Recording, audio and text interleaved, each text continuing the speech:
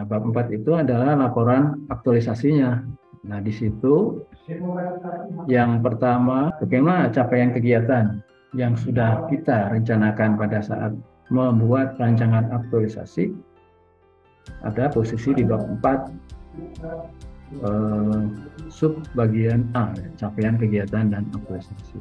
Nah, isi dari capaian ini memang harusnya terdiri dari kegiatan yang sudah Bapak Ibu lakukan selama 30 hari. Misalnya Bapak Ibu merancang ada 6 kegiatan, kegiatan 1 Bapak Ibu uraikan, kemudian Bapak Ibu narasikan kontribusinya terhadap visi misi organisasi, kemudian diuraikan juga kontribusi penguatan nilai-nilai organisasi yang bisa kita lakukan dengan kegiatan tadi. Baru kemudian Bapak Ibu uraikan sub kegiatannya, sub kegiatan atau tahap kegiatannya. Kalau terdiri dari 3, diuraikan semua 3 dan dikaitkan masing-masing tahap kegiatan tadi dengan nilai-nilai dasar PNS. Plus diberikan tentunya bukti pelaksanaannya. Misalnya ini membuat draft awal, Bapak Ibu tampilkan di sini bukti fotonya. Kalau bisa jangan 1 foto ya, kalau bisa lebih dari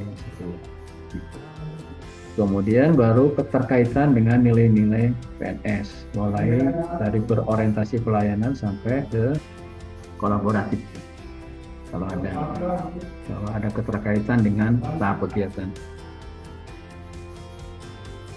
Setelah itu baru ke tahap kegiatan yang selanjutnya. Kemudian nanti akan berakhir di tahap kegiatan yang terakhir dan masuk ke kegiatan yang kedua. Caranya sama dengan yang di atas tadi.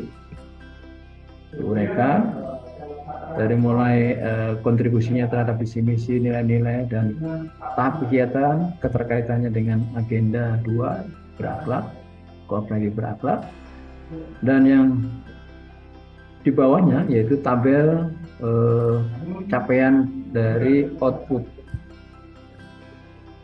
tabel ketercapaian dari output. Dan di sini sebenarnya rekapitulasi, dan ini kalau sudah dibuat ini bisa langsung masuk ke PowerPoint, copy paste di PowerPoint. Jadi selalu yang ditanyakan adalah output ini. Setelah itu baru Bapak Ibu rekap capaian aktualisasinya. Kalau kemarin kita baru di kolom RA, sekarang sudah ada aktualisasi, habituasi. A strip A itu aktualisasi habituasi.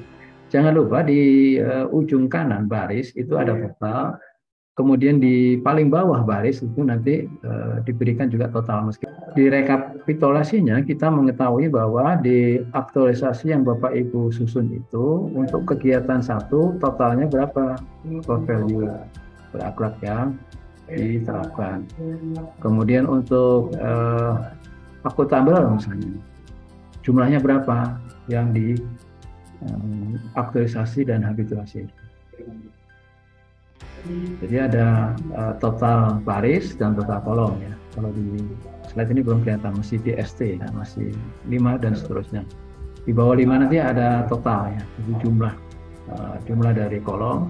Kalau di sebelah kanan ada jumlah dari baris, sehingga nanti pada saat Bapak Ibu presentasi, pada akhir presentasi Bapak Ibu sudah bisa menyimpulkan bahwa di laporan aktualisasi yang akuntabilitas itu jumlahnya misalnya ada 20.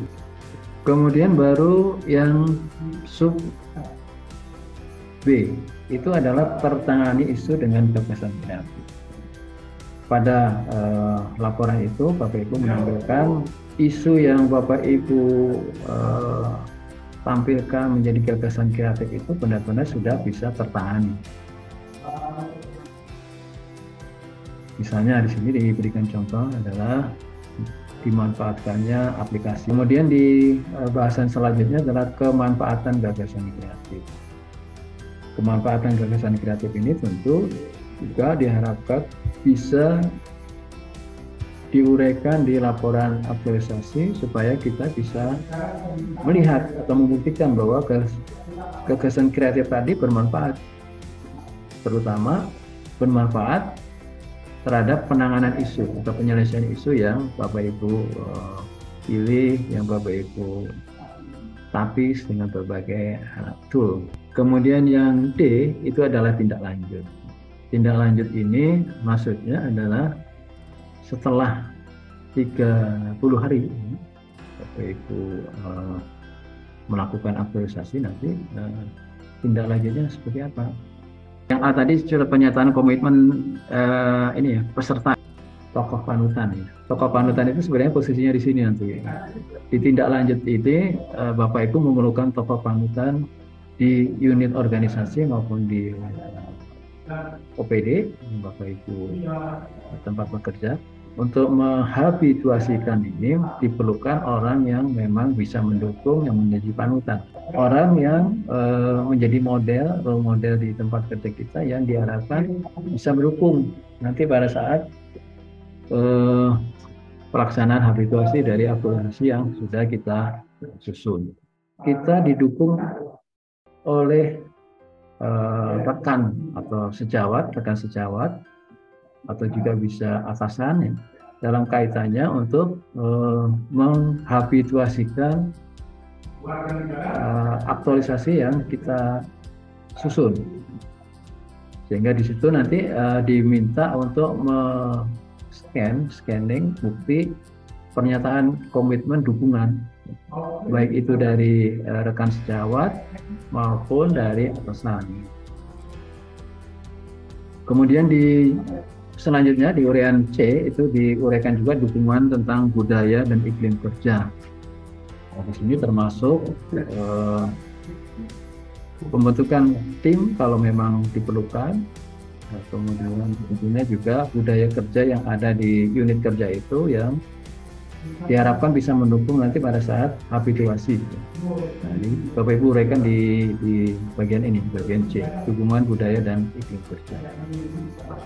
Kemudian hubungan baik dengan sejawat. Kemudian yang paling penting juga adalah tindak lanjut ini yang sering lupa nih, tindak lanjut kebutuhan mengatasi isu. Ini maksudnya apa? Ini maksudnya pada saat Bapak Ibu menapis isu itu kan ada akar dari permasalahan yang tidak terpilih ya. Misalnya pada saat Bapak Ibu menggunakan Fishbone itu kan ada bagian yang tidak menjadi prioritas ya. Setelah ditapis ya urutannya kedua, tiga, empat dan seterusnya. Nah di bagian ini Bapak Ibu uraikan yang tidak terpilih itu nanti diatasinya dengan cara apa? Di rekapitulasi capaian output kegiatan. Kalau Bapak Ibu misalnya ingin meningkatkan pengetahuan dari misalnya aktualisasinya adalah meningkatkan pengetahuan. Tentu di situ dicantumkan nilai dari berapa kenaikannya. Jadi dari misalnya menggunakan pretest dan posttest, Bapak Ibu tampilkan. Jadi di bawah tabel nanti, tabel ini tabel rekapitulasi capaian output kegiatan.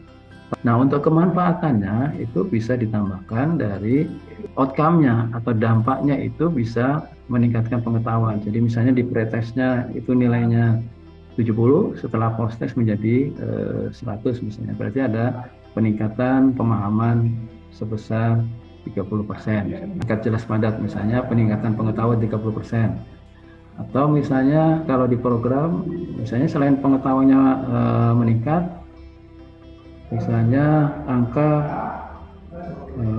layanannya menjadi naik, misalnya kunjungannya naik menjadi dari sekian orang menjadi sekian orang, ya. Dari awalnya 100 orang menjadi misalnya 150 orang, jadi ada kenaikan jumlah kunjungan misalnya. Itu juga bisa dimasukkan di kemanfaatan gagasan kreatif.